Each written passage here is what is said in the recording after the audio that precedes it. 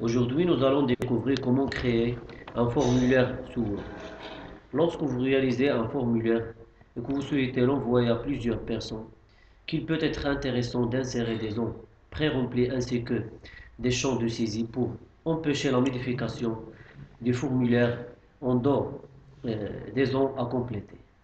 Alors, pour créer un formulaire, vous devez afficher l'onglet Développeur. Pour cela, cliquez sur Fichier, puis Options.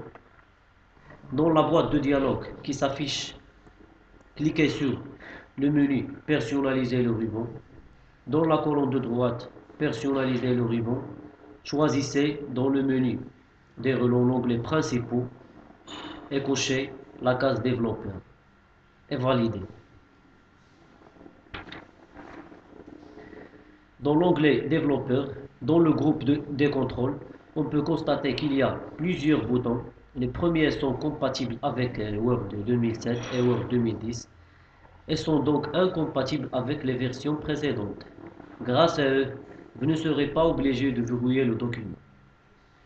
Lorsque vous cliquez sur le dernier bouton, vous avez d'autres boutons. Vous avez les boutons de formulaire hérité et les boutons de contrôle ActiveX. Les premiers sont les anciens boutons et sont donc compatibles avec les versions intérieures, mais dans ce cas, il faudra verrouiller le document. Et les secondes font appel au macro. Une partie des lectures utilisant encore des versions intérieures. J'utiliserai dans ce tutoriel les boutons de formulaire hérité plus un nouveau bouton. Si vous utilisez une version plus récente, il peut être intéressant d'utiliser les nouveaux boutons puisque vous pourrez par exemple d'insérer des dates comme je veux le faire et insérer par exemple une photo, etc. Alors pour ce tutoriel, j'ai créé un bulletin d'inscription. Dans l'onglet développeur, je vais commencer par des cases à cocher pour la civilité. Et pour cela, je me place juste avant mon yeux et j'insère une case à cocher dans les formulaires hérités et cliquons sur Outils hérité. Puis la case à cocher. Et soit un double clic sur la case ou en cliquant sur propriété de la rubrique contrôle, je peux modifier les paramètres de la case comme la taille de la case indiquer si l'on souhaite cocher la case par défaut et, et j'insère de nouveau une case à cocher pour madame et mademoiselle. Donc, case à cocher madame et mademoiselle. Maintenant, je vais insérer un champ de saisie pour le prénom, le nom et l'adresse complète, les téléphones, les mails et la profession, ainsi que chaque prénom des enfants. Alors, toujours dans les outils de on clique sur Zone d'édition, ce qui génère une zone grise. On double cliquant sur la case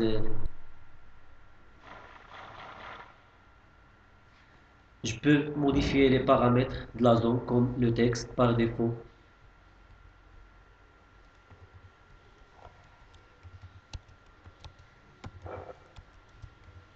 Par exemple, si je veux faire une date dans le texte par défaut, euh, je veux le faire.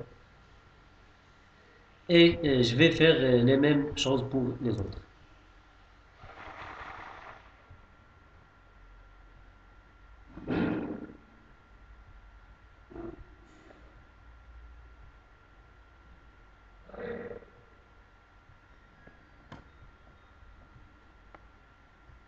Donc, vous voyez, le prénom, l'adresse, téléphone fixe, email, profession, etc.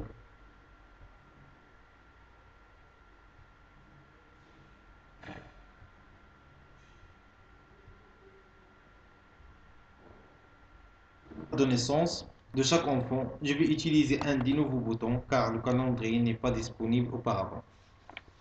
Je me place devant chaque date de naissance ainsi que la date de fin de formulaire et je clique sur le bouton Contrôle du contenu du sélecteur de date de la rubrique de contrôle.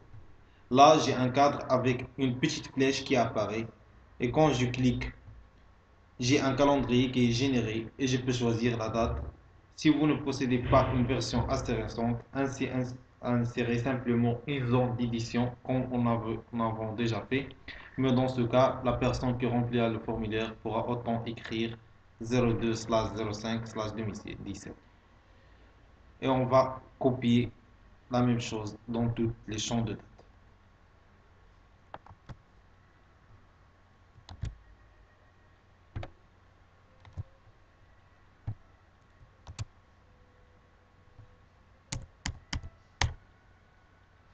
Enfin, pour la classe, je vais insérer une liste déroulante. Pour cela, je me place devant chaque ligne de classe et je clique sur le bouton Utile hérité, puis la zone de liste déroulante. Pour le paramétrer, soit on clique sur double-clic, soit sur Propriétés. Dans la boîte de dialogue qui s'affiche, je vais insérer dans l'élément de liste tous les choix possibles. Par exemple, le premier choix sera maternelle. Puis on clique sur Ajouter, CP, Ajouter, CE1,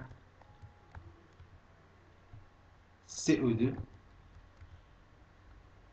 CM1, CM2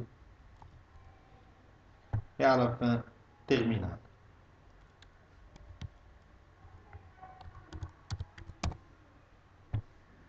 Pour supprimer l'un de ces éléments, il faut juste le sélectionner, puis cliquer sur Supprimer. Comme le choix par défaut sera le premier choix de la liste, elle peut être judicieux pour être sûr que la personne qui remplit le formulaire n'a pas simplement oublié de remplir ce champ. Il faut saisir par exemple la phrase sélectionner une classe. Sélectionner une classe.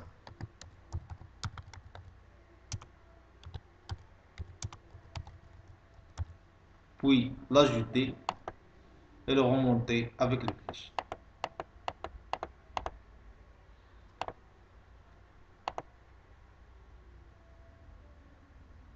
On va faire une copie dans tous les champs de classe.